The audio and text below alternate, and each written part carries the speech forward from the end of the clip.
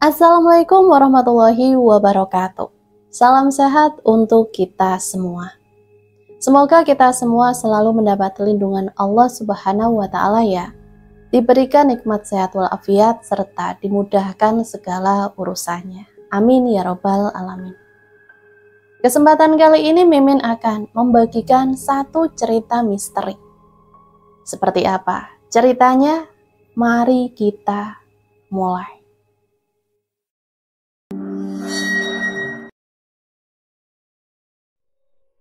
Langit mendung menyambut kedatangan mobil pick-up tua yang pelan-pelan masuk ke jalan berbatu Desa Karangsari. Ban belakangnya sedikit oleng karena beban lemari dan kasur yang diikat seadanya. Di jok depan Rini menggenggam tangan suaminya, Arman, sambil menahan gelisah. Di pangkuannya ada bungkusan nasi yang belum sempat dimakan sejak pagi. "Dek, ini tempatnya?" tanya Arman sambil melirik kanan kiri, mencari nomor rumah yang disebutkan oleh pemilik lama. Rini mengangguk pelan. "Rumah yang ujung sana, yang ada pohon jambu besar di depannya." Rumah itu berdiri sendirian di ujung jalan kecil. Cat temboknya pudar, gentengnya miring sebelah, dan pagar bambunya sudah miring seperti ingin jatuh. Harganya murah, jauh dari keramaian kota, dan hanya butuh sedikit perbaikan. Kata Arman waktu itu, cukup untuk mereka memulai hidup baru. Setelah 3 tahun ngontrak di kota dengan harga yang tak masuk akal. Begitu mobil berhenti di depan halaman rumah, seorang lelaki tua keluar dari rumah sebelah. Rambutnya putih tipis, wajahnya penuh kerutan, tapi sorot matanya tajam. Ia memakai sarung kotak-kotak dan kaos dalam tanpa lengan. "Wah, ini pasti penghuni baru ya?" katanya sambil melangkah pelan. "Selamat datang di Karangsari. Saya Bejo, rumah saya persis di sebelah ini." Arman langsung turun dan menjabat tangan lelaki itu. "Saya Arman, ini istri saya Rini." Rini tersenyum sopan sambil menunduk. Bejo menatap Rini lebih lama dari yang wajar. Tatapannya seolah membaca lekuk tubuh dari ujung kaki sampai rambut. Senyumannya mengembang pelan. "Jarang perempuan kota mau tinggal di desa," gumamnya. Rini hanya tersenyum singkat, lalu cepat-cepat membuka pintu mobil dan berpura-pura sibuk mengeluarkan kardus. Bejo membantu mereka membawa beberapa barang ke dalam rumah Arman. Arman sempat menyebutkan bahwa rumah ini akan direnovasi sedikit-sedikit. Bejo hanya tertawa. "Renovasi boleh, asal jangan bongkar bagian belakang ya. Banyak sejarah di rumah ini." Arman mengernyit. "Maksudnya sejarah gimana, Pak?" "Ah, nanti saja, biar rumah ini sendiri yang cerita," ucap Bejo sambil berjalan keluar. Hari itu mereka sibuk membersihkan debu, membuka jendela yang macet, dan menata perabotan. Malam menjelang, Rini mulai merasa aneh dengan suasana rumah itu. Ada suara lembut dari loteng, seperti benda jatuh atau mungkin hewan kecil. Tapi yang lebih mengganggu adalah hawa kamar utama yang dinginnya tidak wajar. Meskipun mereka belum sempat memasang kipas. "Mas, dingin banget ya kamar ini," tanya Rini sambil memeluk dirinya sendiri. Arman tertawa. "Namanya juga rumah lama, mungkin angin masuk dari sela genteng." Rini tak menjawab, ia masih merasa ada sesuatu yang mengawasi. Malam pertama mereka tidur dengan badan kelelahan. Arman langsung terlelap, tapi Rini tetap gelisah. Sekitar pukul 1 dini hari, ia terbangun karena mendengar suara sendok jatuh dari dapur. Ia duduk pelan. Arman masih tidur di sebelahnya dengan dengkuran kecil dan stabil. Rini berjalan ke dapur tanpa menyalakan lampu, hanya menggunakan senter dari ponselnya. Dapur gelap dan berdebu, hanya ada ember, rak piring kosong, dan beberapa kardus belum dibuka. Tidak ada sendok, tidak ada yang jatuh. Rini menoleh ke arah belakang. pintu belakang rumah terbuka sedikit. Padahal sore tadi ia yakin sudah menguncinya. Ia menutup pintu itu pelan dan memutar kuncinya. Setelah itu ia kembali ke kamar. Tapi saat hendak menarik selimut, ia terdiam. Pintu kamar terbuka sedikit dan dari balik celah itu ia melihat sepasang mata mengintip. Seperti mata tua, kelopaknya berat dan seolah tidak berkedip. Jantungnya berhenti sesaat. Tapi ketika ia membuka pintu dengan cepat sambil berteriak, "Siapa di sana?" Tapi tidak ada siapa-siapa. Koridor rumah kosong. Ia kembali ke kamar dengan napas berat. Ia mencoba membangunkan Arman, tapi suaminya hanya bergumam dan balik badan. Besok paginya Bejo datang lagi, membawa mangkok berisi sayur lodeh. Biar istri muda gak repot masak pagi-pagi, katanya dengan senyum lebar. Rini mengucapkan terima kasih sambil menahan tidak enak hati.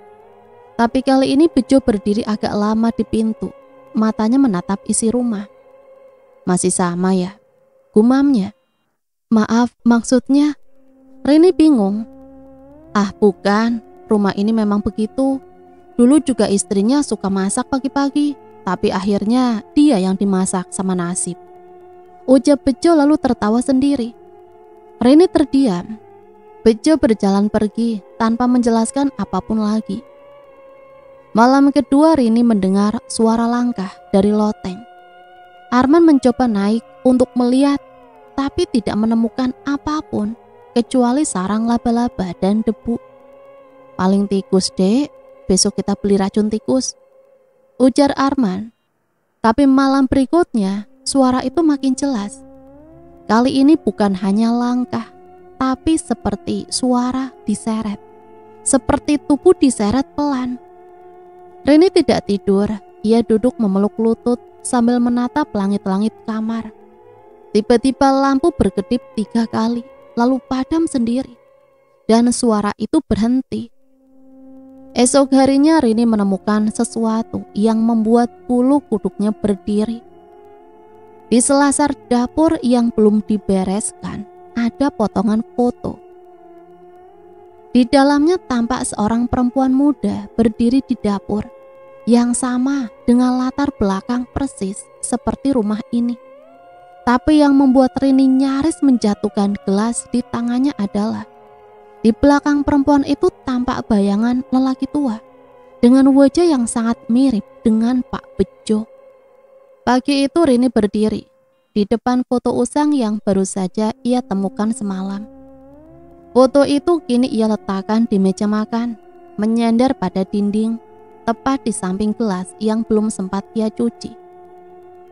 Tatapannya kosong, tangannya masih menggenggam cangkir teh yang sudah dingin.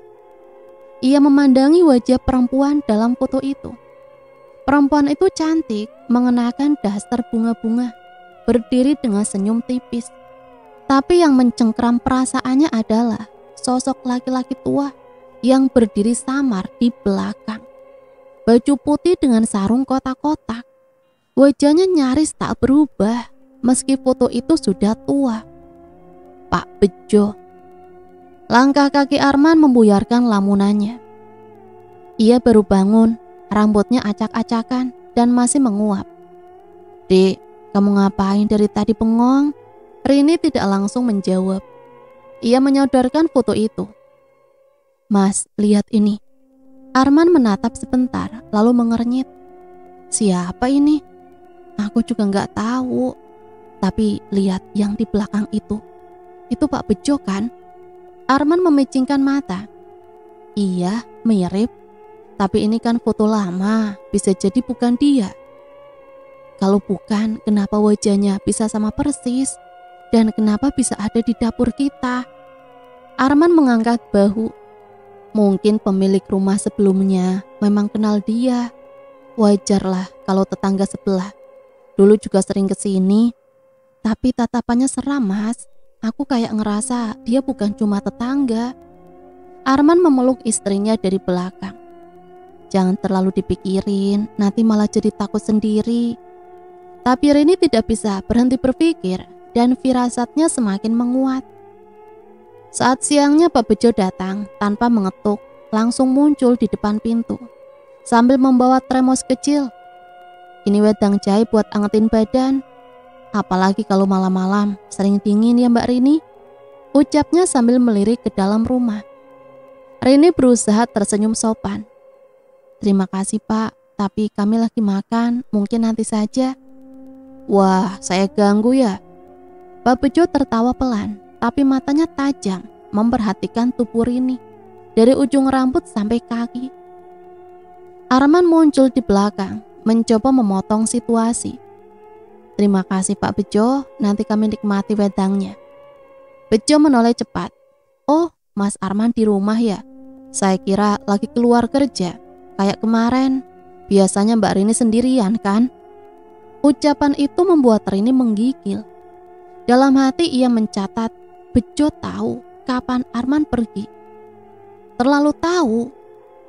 Sebelum Bejo pulang, Arman berkata sambil duduk di kursi ruang tamu. Aku mulai ngerasa aneh dek, kayaknya dia terlalu sering datang.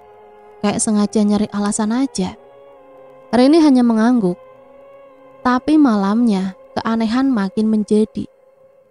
Saat tengah malam Rini terbangun karena suara bisikan dari luar jendela kamar. Ia merapat ke kaca dan membuka tirai perlahan. Dan di sanalah ia melihat Pak Bejo berdiri tepat di luar pagar rumah menghadap ke kamar mereka. Diam, tidak bergerak, tidak berkedip, seperti patung hidup yang mengamati. Ia langsung mundur membangunkan Arman. Tapi ketika Arman mengintip keluar, Bejo sudah tidak ada. Kamu mungkin mimpi dek, kata Arman dengan suara malas. Aku sadar, aku gak tidur. Paginya hal yang lebih aneh terjadi. Jemuran pakaian Rini yang digantung di belakang rumah hilang. Satu pakaian dalam, hanya satu, yang lain masih utuh. Rini tidak berkata apa-apa ke Arman. Ia takut suaminya menuduhnya terlalu banyak curiga. Tapi dalam hati ia yakin ini bukan kebetulan. Pak Bejo selalu hadir tepat di saat ia sendirian, seolah ia tahu jadwal rumah. Seolah sudah terbiasa memperhatikan rumah ini, bahkan sebelum mereka datang. Malam berikutnya saat Arman pergi dinas luar kota selama 2 hari, Rini merasa tubuhnya seperti ditinggal untuk dimangsa. Ia mengunci semua pintu dan jendela, memeriksa dapur, menyalakan lampu teras dan kamar mandi. Tapi tetap saja rasa tidak aman itu menempel, seperti bau amis yang tak mau hilang. Sekitar pukul 11 malam, ponselnya berbunyi, nomor tidak dikenal. Ia ragu, lalu mengangkatnya. Halo? Tidak ada suara, hanya nafas berat panjang. Halo, siapa ini? Masih tidak ada suara. Tapi suara nafas itu makin dekat, seperti seseorang sedang menempelkan mulut ke HP-nya. Lalu tiba-tiba terdengar satu kata, Rini. Ia menjatuhkan ponsel saking terkejutnya. Nafasnya memburu, ia mencoba menelpon balik, tapi nomor itu sudah tidak aktif. Beberapa menit kemudian terdengar ketukan pelan di pintu depan. 1 kali, 2 kali, 3 kali. Rini mengendap dari kamar, mengintip dari balik tirai jendela. Di depan rumah berdiri Pak Bejo. Dia menunduk, tangannya membawa sesuatu seperti kantong plastik hitam. Ia tidak bergerak, hanya berdiri. Sampai akhirnya ia berbicara pelan, tidak ke arah rumah, tapi seolah kepada dirinya sendiri. Bajumu wangi Mbak Rini, wangi sekali. Rini menutup mulutnya agar tidak berteriak. Ia kembali masuk kamar, mengunci diri dan menahan tangis. Pagi harinya ia memutuskan menghubungi tetangga lain, seorang ibu muda bernama Bu Leli yang tinggal 2 rumah dari ujung. Saat Rini menceritakan semuanya, Bu Bu Leli terlihat pucat. "Sebenarnya saya pingin ngomong dari kemarin, tapi takut, Mbak," kata Bu Leli dengan suara pelan. "Pak Bejo itu dulunya napi. Dulu dia tinggal di kota, pernah masuk penjara. Karena ya katanya sih nyulik perempuan." Rini membeku. Satu perempuan gak pernah ketemu lagi, satu lagi ditemukan, tapi udah. Bu Leli tidak melanjutkan. "Setelah bebas, dia pindah ke sini. Gak ada warga yang berani ngusir. Dia sering bilang rumah sebelah kosong, itu dulu rumah istrinya. Tapi kita semua tahu dia gak pernah nikah." Rini tak sanggup berdiri. Dunia seolah terbalik di depannya. Rumah yang ia tempati bukan sekedar rumah kosong, tapi mungkin sarang kenangan kriminal yang disembunyikan dengan rapi. Sore itu saat hendak membuang sampah di belakang rumah, ia mencium bau menyengat dari arah tanah dekat sumur tua. Ia mendekat dan di sana ia melihat sesuatu terkubur. Setengah sepasang sepatu wanita berwarna merah. Salah satu haknya patah dan dari dalam sumur terdengar suara seperti nafas berat. Bukan hembusan angin, tapi nafas. Malam itu Rini tidak sanggup tidur setelah kejadian sumur. Ia merasa tubuhnya seperti tidak lagi milik sendiri. Ia mencoba menyibukkan diri dengan menyapu dan mengepel lantai. Meski hari sudah gelap, suara detak jam dinding terasa berdetak terlalu keras. Suara jangkrik seperti tertawa dari kejauhan. Jam menunjukkan pukul 11 malam. Rini memutuskan mandi. Air di kamar mandi dingin, seperti dari dasar tanah. Lampu neon berkedip-kedip, tak stabil. Dan saat ia membuka keran air, menyembur deras, tapi mengeluarkan aroma besi dan tanah busuk. Ia mencuci wajah, membasahi rambut, mencoba menenangkan diri. Tapi saat hendak mengambil handuk yang digantung di pintu, ia terdiam. Gantungan itu kosong. Padahal tadi sore ia yakin menaruh handuk itu di sana. Ia yakin karena ia sendiri yang mencucinya dan menjemur di dalam kamar mandi agar tidak lembab. Rini membuka pintu, melongo ke kamar. Tidak ada. Ia memeriksa jemuran belakang yang masih basah, tapi satu pakaian dalamnya yang sore tadi sempat ia angkat hilang lagi. Yang tersisa di jemuran hanya celana pendek, kaos lusuh Arman, dan satu bra putih yang warnanya sudah pudar. Rini mulai menggigil. Kali ini bukan karena air mandi, tapi karena perasaan diawasi. Tiba-tiba suara ketukan pelan datang dari arah pintu dapur. Bukan pintu depan, tapi pintu belakang yang menghadap ke arah sumur. Satu ketukan, lalu jeda, lalu 2 kali berturut-turut. Ia tidak berani bergerak. Tangan memegang lemari dapur, tubuh membeku. Detak jantungnya terdengar di telinga Rini. Suara itu memanggil pelan, berat, tercekik. "Rini, keluar dulu sebentar." Itu suara Pak Bejo, tapi kali ini nadanya seperti orang yang sedang menahan nafsu. "Rini, aku tahu kamu di dapur." Rini mundur pelan mengambil pisau dapur yang tergantung. Tapi pisau itu tumpul. Ketukan makin keras, suara nafas di luar makin jelas. "Rini, kamu sudah seperti istriku." Rini berlari masuk ke kamar, mengunci pintu, lalu menelpon Arman, tapi ponselnya hanya berbunyi 1 kali, lalu mati. Sinyalnya hilang total. Ia mencoba membuka jendela kamar, berharap bisa kabur, tapi jendelanya dipaku dari luar. Panik makin besar. Rini membuka lemari, menyusup ke dalam, duduk meringkuk sambil menahan nafas. Tapi dari celah pintu lemari, ia melihat sesuatu yang membuat darahnya berhenti mengalir. Kunci rumah tergantung di gagang pintu kamar. Padahal ia yakin kunci itu ada di sakunya. Seseorang sudah masuk. Ia menahan teriakan. air mata jatuh tanpa suara. Dari balik lemari, ia mendengar langkah pelan. 1, 2, lalu berhenti di depan lemari.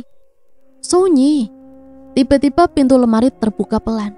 Tapi yang muncul bukan Pak Bejo, bukan siapa-siapa. Kosong, tidak ada siapa-siapa. Rini bingung. Ia terduduk di lantai. Lemari itu tidak lebih dari tumpukan kayu tua dan pakaian. Tidak ada yang membukanya, tidak ada yang berdiri di depannya. Tapi kunci itu tetap tergantung di pintu. Dan dari luar kamar terdengar suara Pak Bejo tertawa pelan. Tertawa seperti orang yang sedang menikmati sesuatu yang tak bisa dilihat oleh orang lain.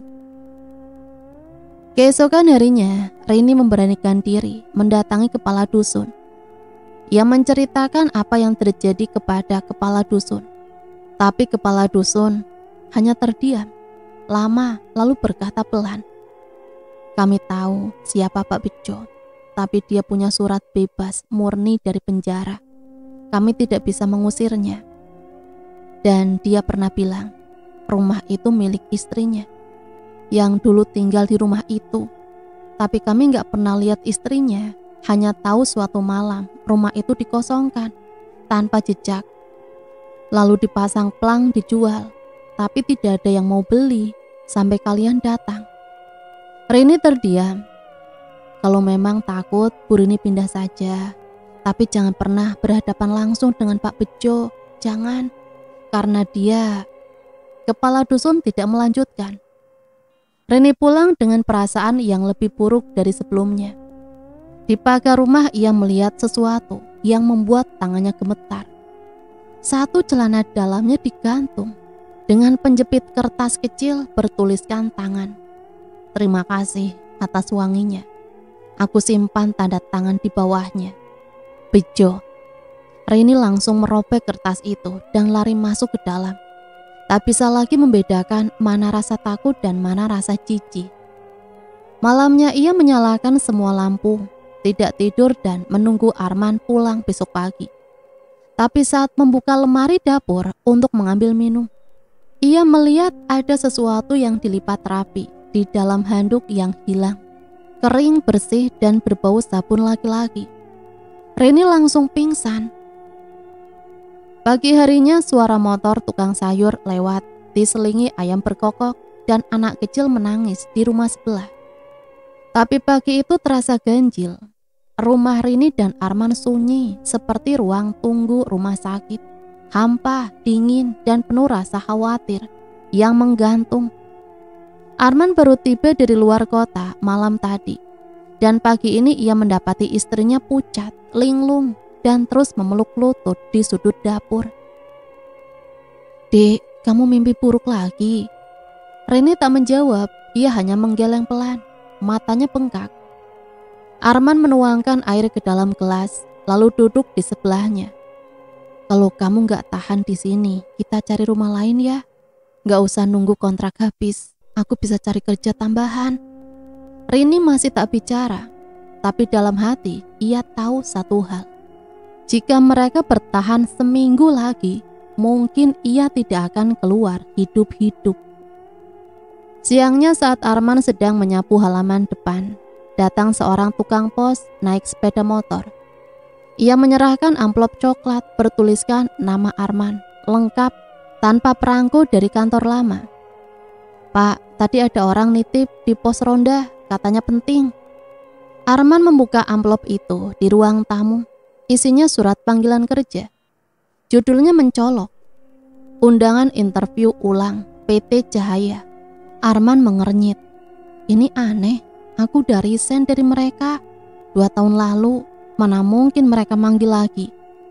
Rini duduk di seberangnya. "Kamu yakin itu resmi?" Suratnya resmi, tanda tangan HRD dan tercantum nomor telepon yang aktif saat dicek.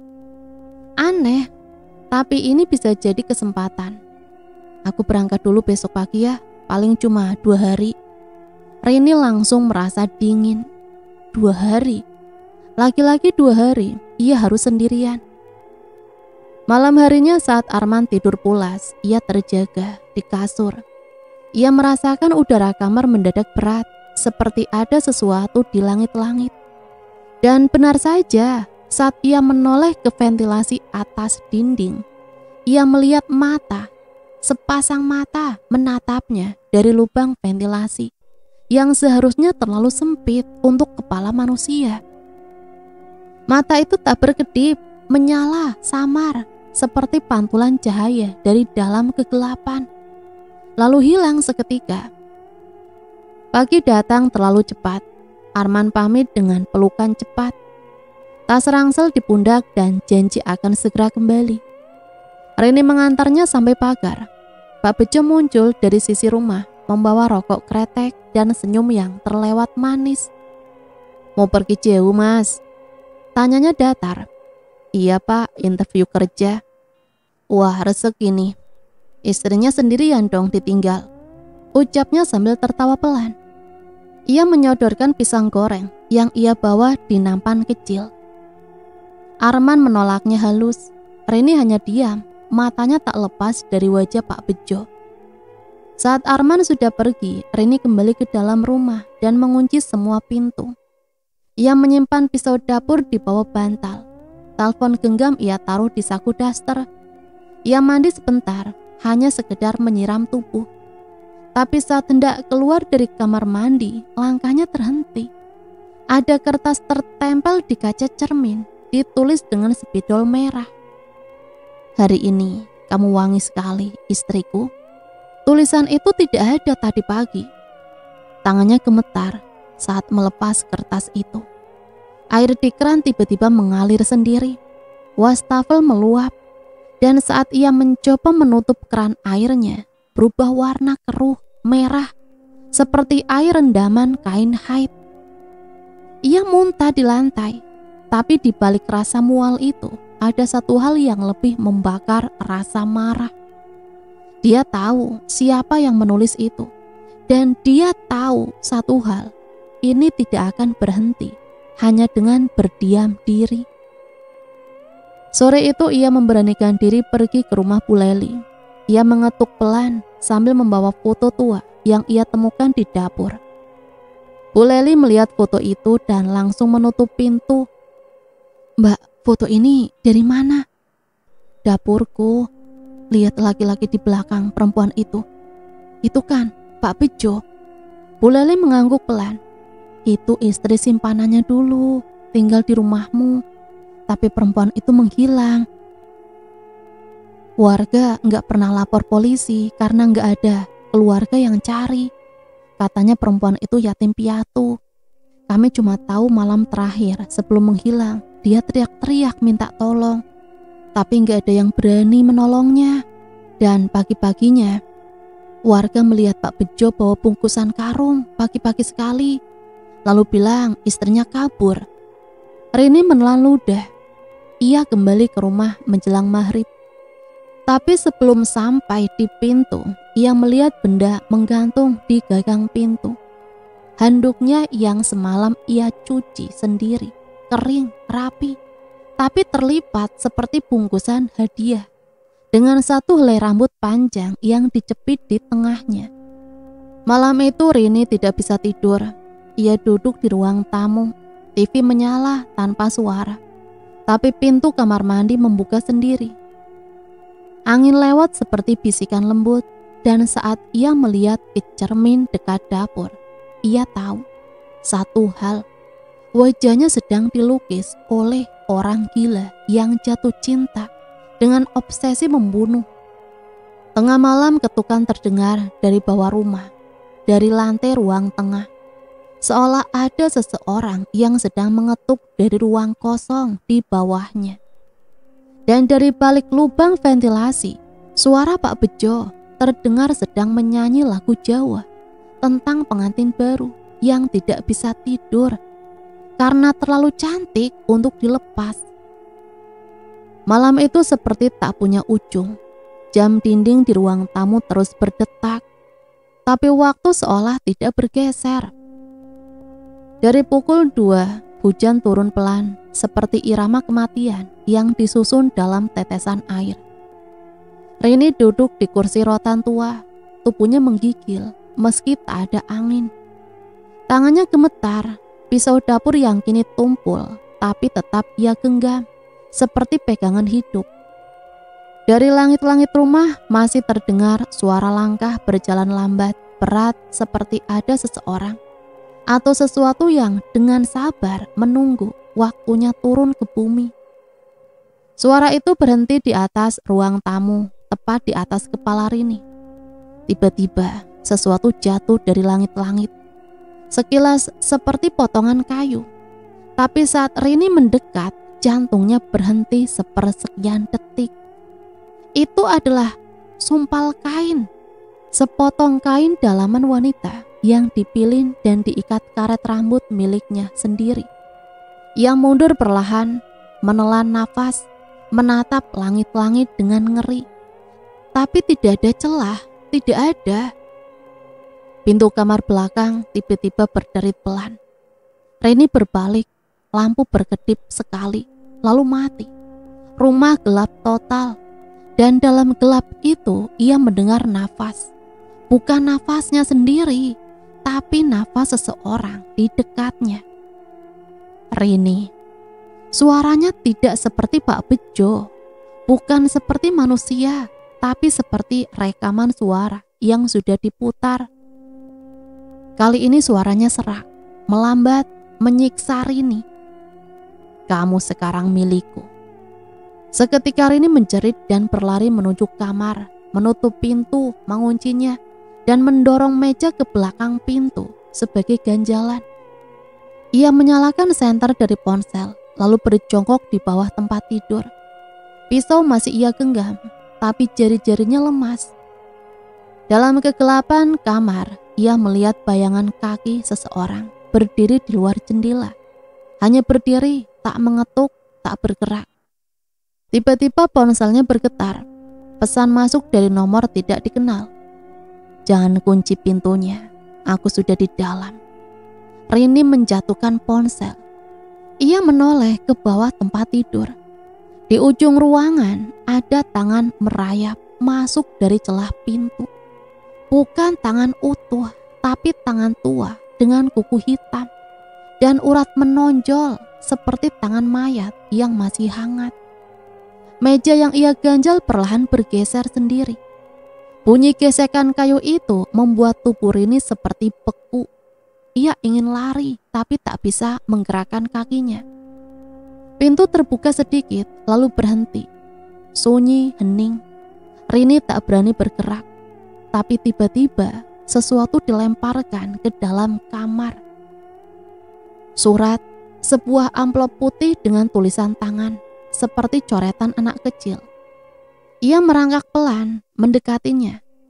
Dengan tangan gemetar, ia membuka amplop itu. Isinya potongan foto-foto dirinya sedang mandi dari sudut jendela kamar mandi yang hanya bisa diambil dari atap belakang rumah. Rini muntah bukan karena mual, tapi karena jiwanya mulai membusuk oleh rasa takut yang tak masuk akal. Ia menelpon Arman, tapi panggilan langsung mati, tak ada sinyal. Ia mencoba mengirim pesan, Mas, tolong pulang sekarang, aku gak aman. Pesan terkirim, tapi tak kunjung dibalas. Beberapa menit kemudian ada suara sepeda motor berhenti di depan rumah. Rini mengintip dari celah tirai, harapannya bangkit sebentar. Mas Arman. Tapi tidak, itu Pak Bejo. Tapi kali ini ia tidak memakai sarung. Ia mengenakan setelan jas hitam dengan bunga melati diselip di kantong dada. Dan yang membuat darah Rini membeku, ia membawa keranjang kecil yang berisi daster miliknya yang hilang seminggu lalu.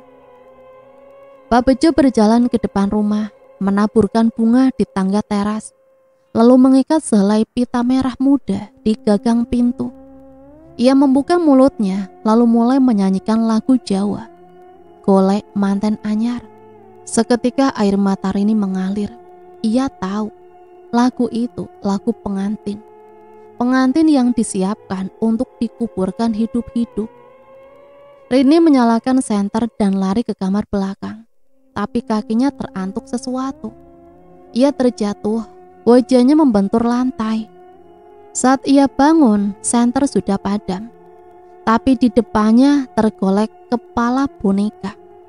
Boneka yang dulu sempat ia temukan dalam lemari dan sudah ia buang ke tempat sampah minggu lalu.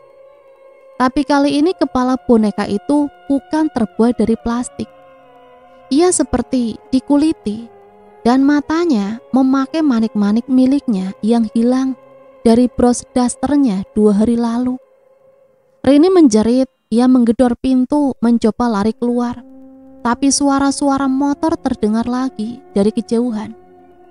Rini membuka tirai dan kali ini benar Arman. Ia berlari keluar, menerobos hujan, menabrak pintu yang belum sempat dikunci. Arman turun dari motor dengan wajah panik. "Ada apa, Dek? Kenapa kamu menelpon begini?" Rini tak bisa bicara lagi. Ia hanya memeluk Arman erat. Tubuhnya basah kuyup, tangan gemetar. Tapi saat Arman membuka pintu rumah, tidak ada apa-apa. Semua bersih, tidak ada foto, tidak ada bunga di tangga, tidak ada boneka berdarah. Tapi ada satu hal yang membuat Arman terdiam. Di ruang tamu, seseorang telah menata 2 kursi saling berhadapan. Di antaranya ada meja, dan di atas meja itu ada sepasang cincin kawin berkarat bertuliskan Arman dan Rini. Arman tidak pernah membuat cincin itu. Rini tidak pernah memesannya. Dan dari arah dapur bau melati mulai menyeruak. Malam itu hujan deras membuat suara-suara aneh di atap rumah tak lagi terdengar jelas. Tapi tidak berarti Rini dan Arman merasa lebih aman. Justru sebaliknya, sunyi yang tersisa di sela suara angin membuat mereka makin sadar bahwa ada sesuatu yang diam-diam mengintai. Arman duduk kaku di kursi ruang tamu, menatap cincin berkarat di meja. Tangannya memegang benda itu dengan ragu. Rini berdiri di belakangnya, membeku, bibirnya tak berhenti bergetar. "Mas, siapa yang membuat cincin itu?" Arman menggeleng. "Bukan aku ini bukan punya aku, Dek." Rini meraih cincin satunya. Di bagian dalamnya terukir dengan kasar, seolah dipahat paksa. "Milikku selamanya." Ia menahan nafas, jemarinya berkeringat dingin. Dan ketika ia mengangkat pandangannya, ia baru sadar. Kursi yang mereka duduki persis seperti kursi di foto tua yang dulu ia temukan di dapur. Kursi pengantin, tapi bukan untuk bahagia, untuk ditinggalkan. Arman berdiri menatap sekeliling rumah. Ini aneh, aku harus tahu ada apa sebenarnya di dalamnya. Ia mengambil senter dan mulai menyusuri bagian belakang rumah. Dapur, lemari, dan tangga sempit yang selama ini tak mereka sentuh. "Mas, jangan sendiri." Rini menyusul, tapi langkah Arman sudah lebih dulu membuka pintu sempit yang tertutup triplek.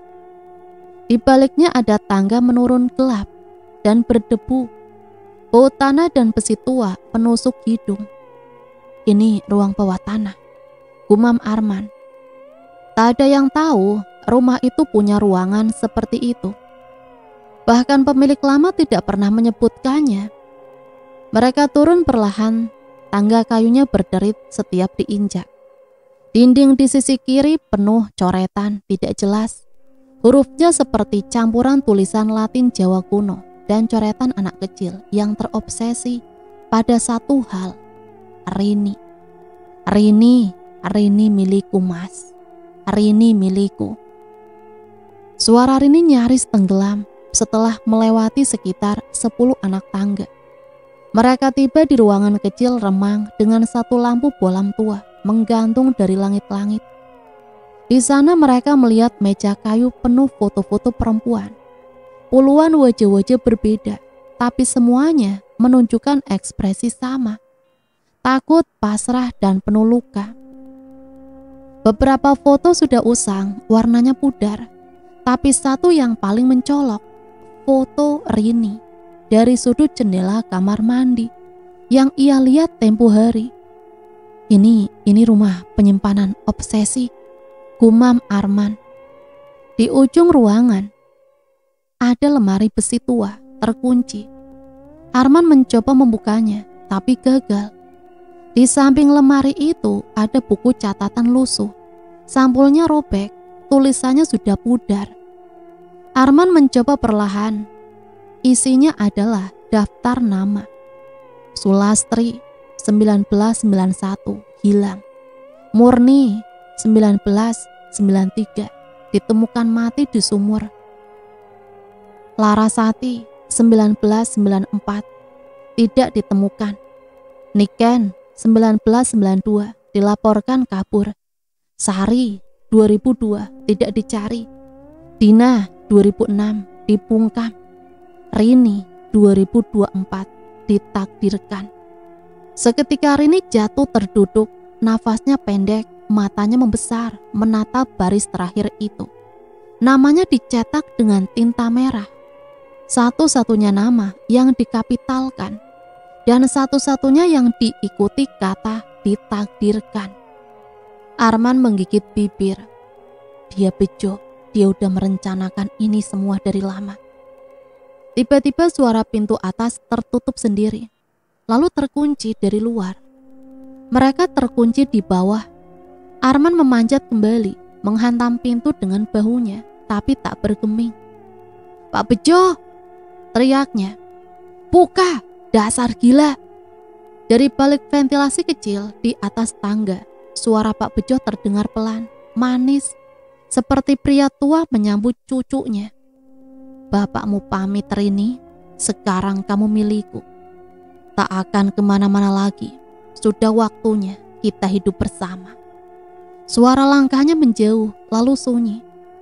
Rini menangis, Arman terus menggedor sampai akhirnya ia menyadari satu hal.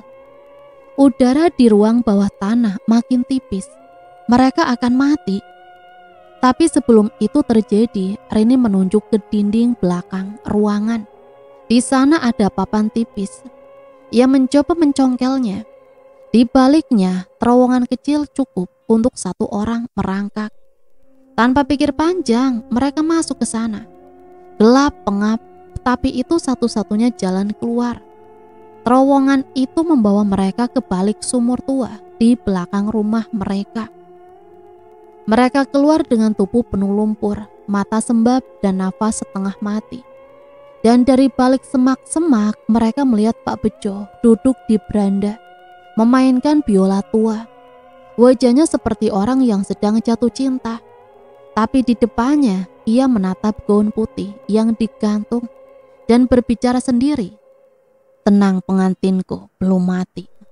Dia akan kembali karena dia milikku." Rini dan Arman diam-diam melangkah mundur, menjauh. Tapi Rini tahu satu hal, ia belum selesai. Karena Pak Bejo tak pernah menginginkan hanya tubuhnya, tapi jiwanya. Pagi itu matahari tidak menyapa dengan hangat. Langit hanya menggantung kelabu dan udara desa Karangsari terasa lebih pengap. Rini duduk di ruang tamu rumah Bu Leli, berselimut selendang tipis yang belum mengering dari lumpur semalam. Tubuhnya lemas, matanya sayu, dan jemarinya menggigil meski tak ada angin. Di sudut ruangan, Arman berbicara tegang dengan dua orang dari polsek kecamatan. "Dia mantan napi, Pak. Rumah saya dan istri saya dijadikan lokasi pengintaian. Kami menemukan ruang bawah tanah berisi dokumen dan foto-foto wanita hilang, termasuk istri saya." Suara Arman meninggi. Salah satu dari polisi yang tampak lebih muda mengangguk sopan. "Kami akan tindak lanjuti, Pak, tapi perlu izin penggeledahan. Prosedurnya tidak bisa buru-buru." Arman mengepalkan tangan. "Kalau begitu saya yang geledah sendiri." Tapi sebelum ia sempat melangkah, Bu Leli menahan lengannya. "Mas, kalian gak bisa lawan dia sendiri. Semua warga sini sudah tahu siapa dia. Tapi dia seperti bukan manusia biasa. Dia menyimpan sesuatu." "Apa maksudnya, Bu?" Istrinya dulu bukan orang biasa. Dulu waktu muda, Pak Bejo itu terkenal ganteng tapi keras. Istrinya perempuan pendiam, anak dukun. Setelah dia hilang, Pak Bejo pernah mengubur seekor kambing hitam di halaman belakang. Katanya itu pengikat arwah agar tak meninggalkan rumah. Reni mengangkat kepala. Arwah? Bu Leli mengangguk pelan. Rumah itu katanya dihuni 2 jiwa. Satu yang masih hidup dan satu yang tidak ikhlas. Setelah polisi pergi tanpa hasil, Rini dan Arman kembali ke rumah. Meski kaki mereka berat, mereka sadar tak ada pilihan lain. Semua barang mereka ada di sana. Mereka terpaksa harus menghadapi semuanya. Di tempat itu juga, saat masuk rumah tampak lebih tenang dari biasanya. Tapi suasananya lebih menusuk. Dinding-dinding ruang tamu dicat ulang. Tapi saat Rini memperhatikan lebih dekat, ia sadar. Dinding itu dilapisi ulang untuk menyembunyikan sesuatu. Ia mendekat, menyentuh permukaannya. Terlalu lembab, terlalu lembek, seperti catnya belum kering. Atau Arman datang membawa palu dari dapur. Tanpa banyak tanya, ia mulai menghantam dinding itu perlahan. Dan suara pertama yang keluar dari dalam dinding bukan retakan, tapi erangan. Rini terlonjak, mundur. Arman berhenti, ia memukul sekali lagi. Kali ini tembok itu pecah. Dan dari balik reruntuhan, cat darah mengucur. Darah, bukan lumpur, bukan air bocor, tapi darah segar. Rini memekik, Arman membatu. Bau amis menampar wajah mereka. Tiba-tiba dari lubang itu menggelinding gigi manusia. Masih utuh, masih ada akarnya.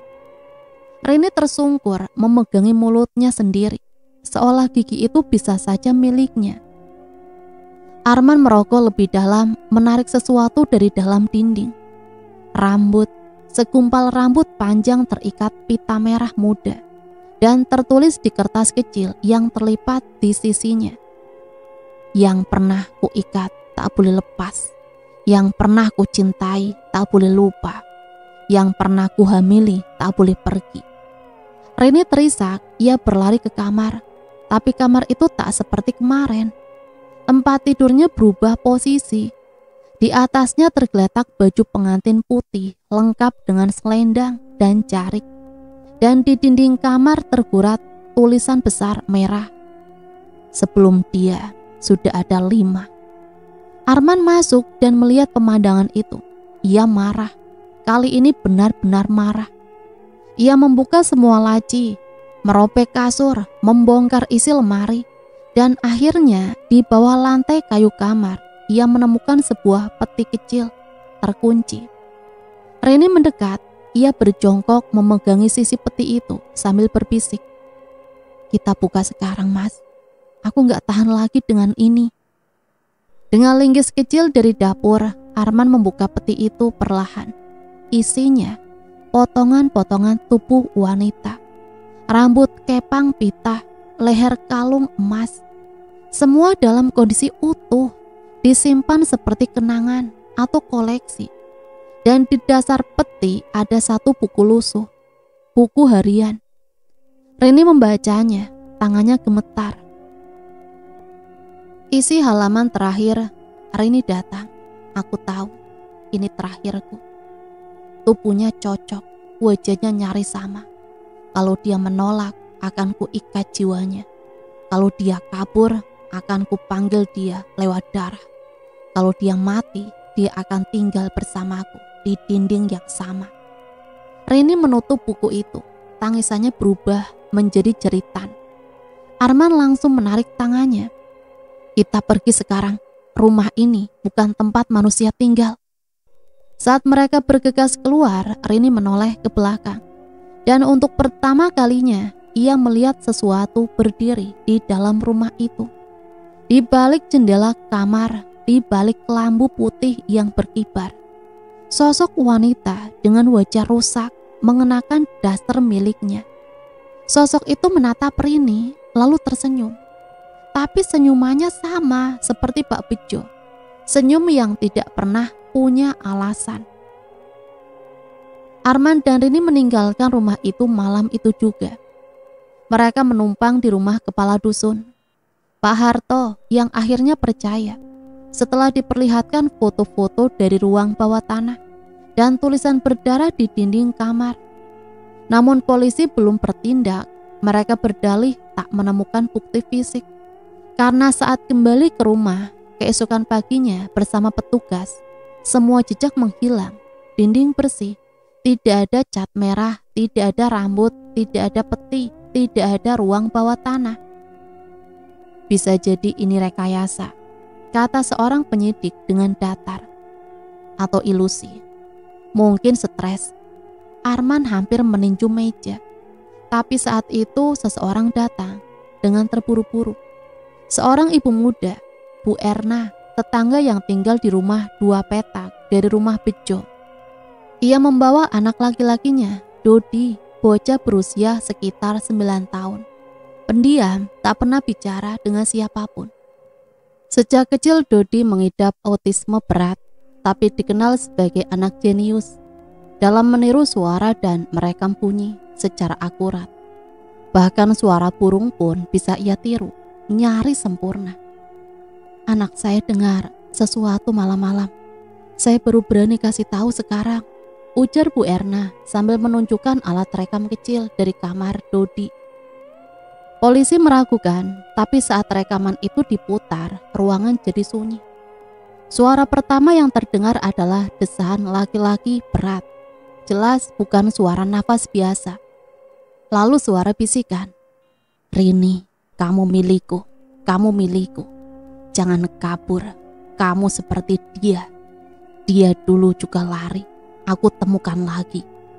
Lalu suara perempuan menjerit, bukan menangis tapi menjerit seperti dicekik hidup-hidup. "Maafkan aku mau pulang, aku bukan dia." Disusul suara benturan keras seperti tubuh dilempar ke tembok. "Lalu kalau kamu menolak, kamu akan tinggal di dinding yang sama." Polisi membeku, tak bisa berkata-kata.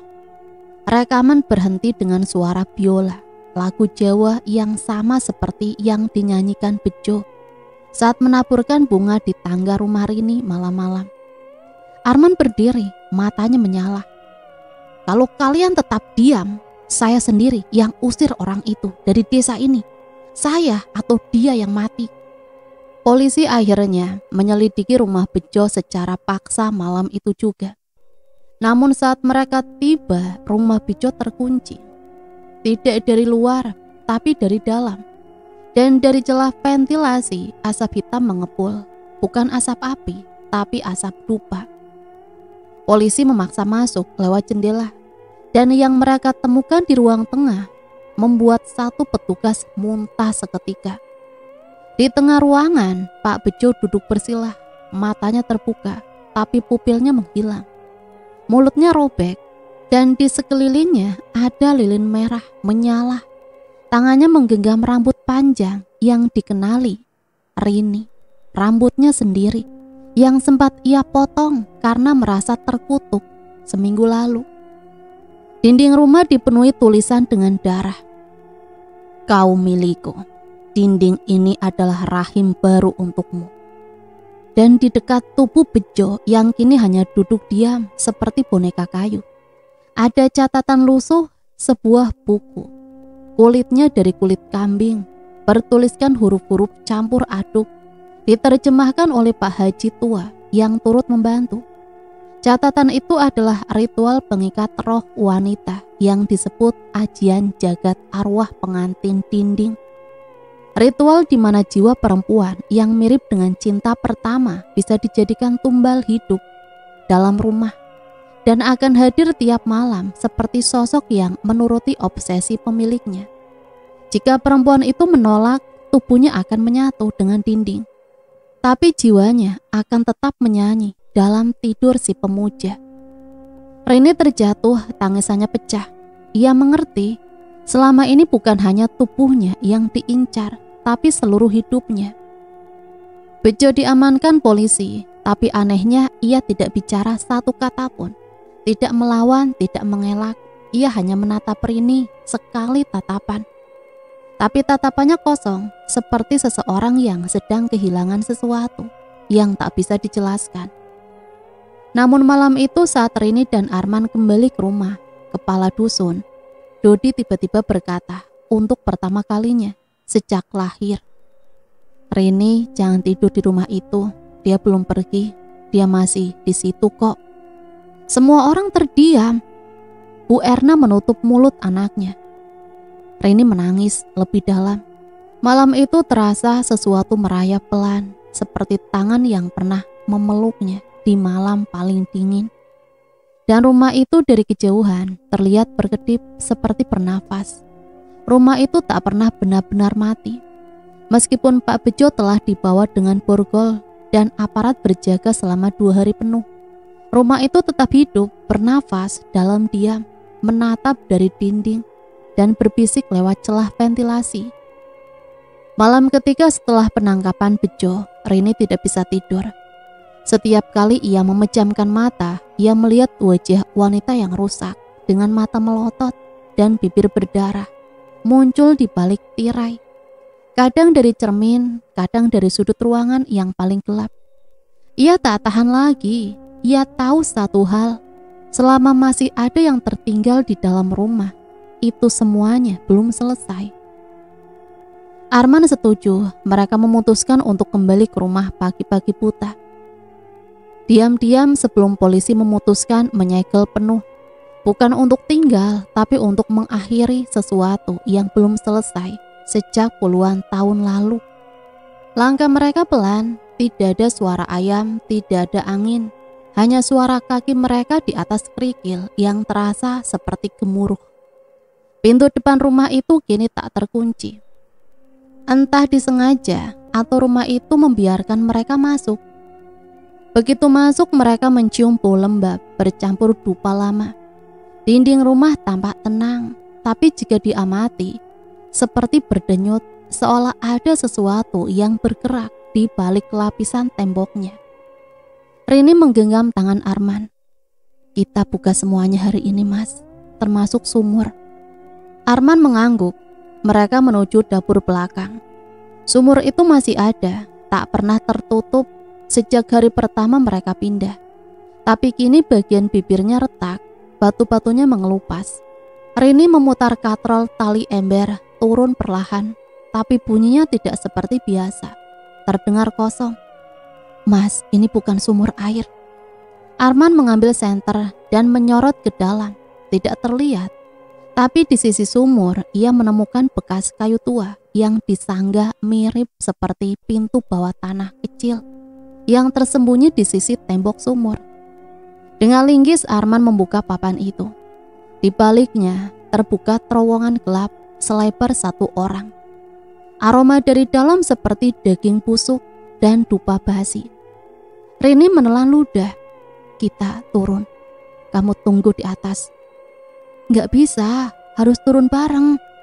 Dengan lampu kepala dan senter mereka menyusuri terowongan itu. Dindingnya tanah basah dan ada tetesan air dari atas. Tapi anehnya di beberapa bagian terowongannya itu dipenuhi ukiran. Bukan gambar tapi nama-nama perempuan.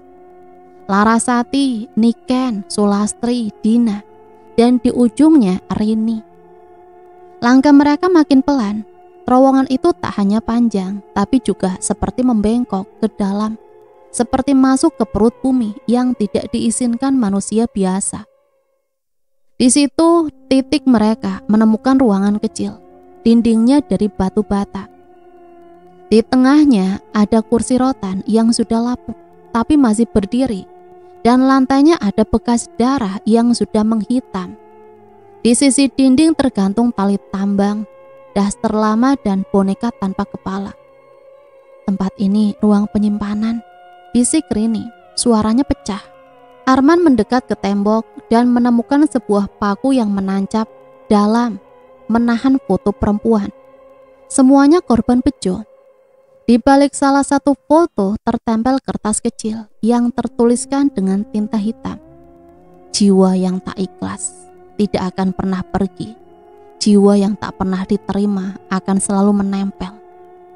Tiba-tiba tanah di bawah kaki mereka bergetar. Rini menjerit dan meraih lengan Arman. Dari belakang terowongan terdengar suara gesekan, seperti sesuatu yang besar sedang merangkak. Lalu jeritan perempuan panjang. Jeritan itu bukan datang dari satu suara, tapi beberapa gabungan. Suara puluhan wanita, semua korban bejo, menangis, menjerit, merintih dari dinding-dinding. Rini menutup telinga, tapi jeritan itu menyelinap di dalam kepala. Bukan hanya lewat telinga, tapi lewat tulang dan darah. Mas, sekarang kita keluar mas, kita harus keluar mas. Mereka berlari keluar terowongan, tapi sebelum naik ke bibir sumur, Rini berhenti. Ia menoleh ke ujung lorong. Berdiri sosok wanita, wajahnya rusak, rahangnya tertekuk, seperti patah. Dan di tangannya menggenggam cincin. Cincin itu yang sempat ditemukan Arman di ruang tamu, dilempar ke kaki Rini. Lalu sosok itu berkata dengan suara lembut, "Tinggalkan dia, aku masih ingin jadi istrimu." Rini memekik, Arman menyeretnya naik.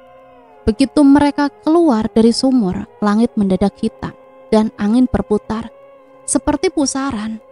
Rumah itu bergejolak, jendela pecah sendiri, dinding seperti berteriak, dan dari dalam rumah terdengar suara Bejo menyanyi. Padahal dia ada di kantor polisi, tapi suaranya jelas. "Rini, kamu akan kembali."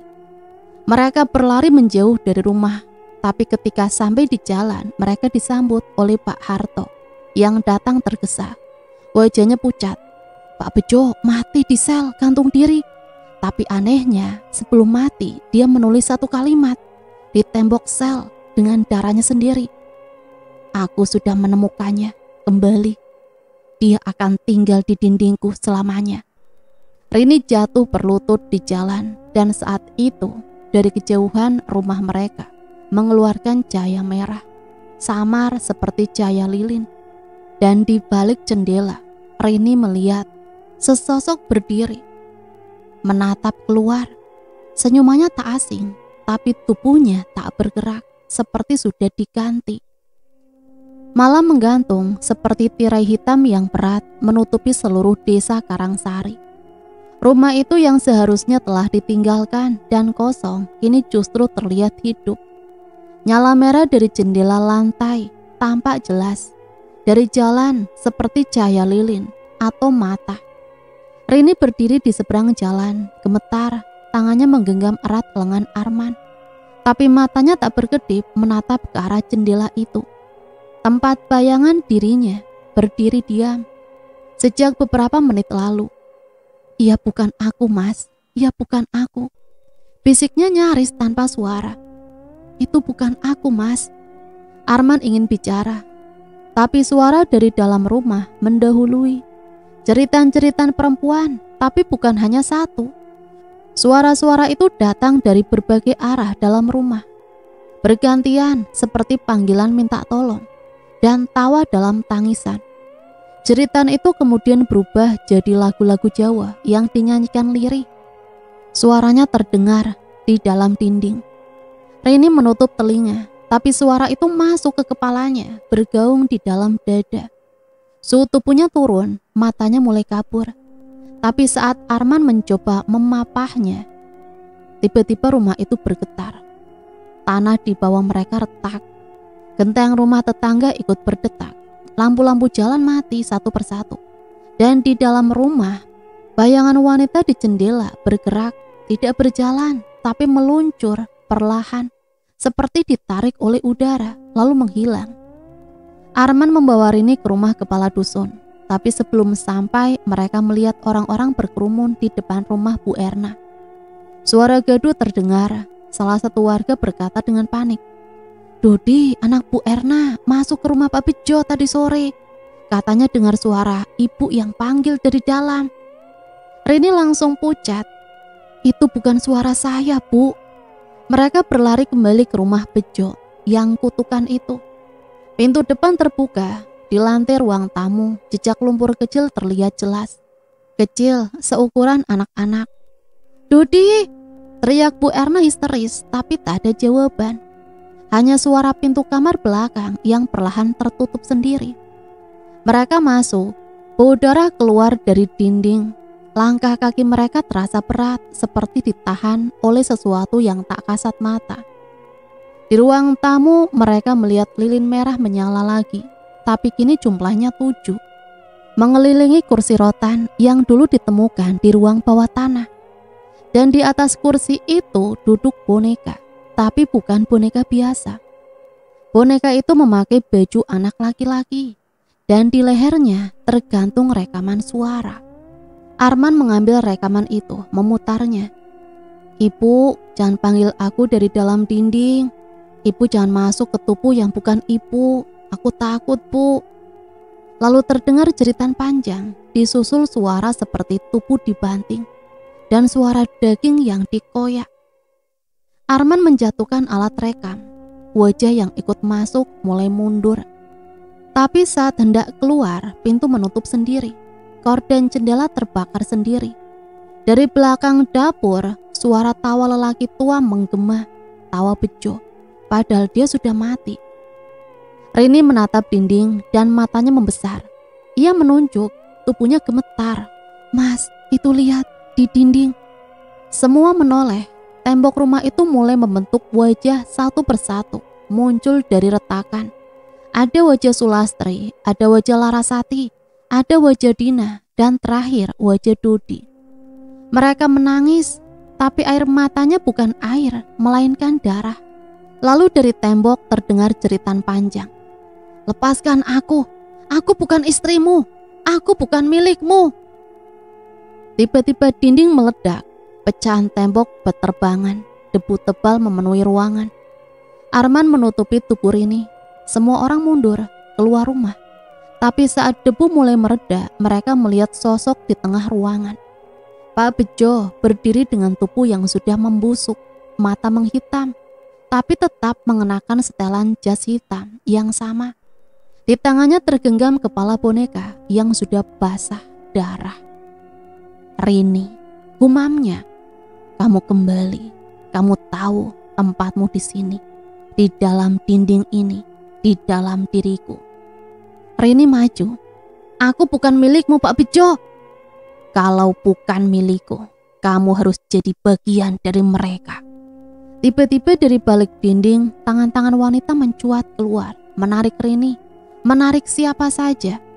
Warga menjerit, sebagian lari, sebagian pingsan. Arman menarik Rini sekuat tenaga. Dan saat itu, Dodi yang sebelumnya tak terlihat muncul dari lorong dapur dengan bibir tersenyum tipis. Ia menatap Rini dan berkata pelan, "Dia belum selesai, Bu. Dia masih lapar." Lalu Dodi berjalan dan masuk ke dinding dengan tenang, seperti kembali ke tempat yang ia kenal. Rumah itu bergetar untuk terakhir kalinya. Kemudian saat pintu terbuka, angin berhenti, api lilin padam. Dan di tengah ruang tamu tertulis di lantai dengan darah, "Satu istri lagi. Lalu rumah ini abadi." Rini dan Arman pergi malam itu juga.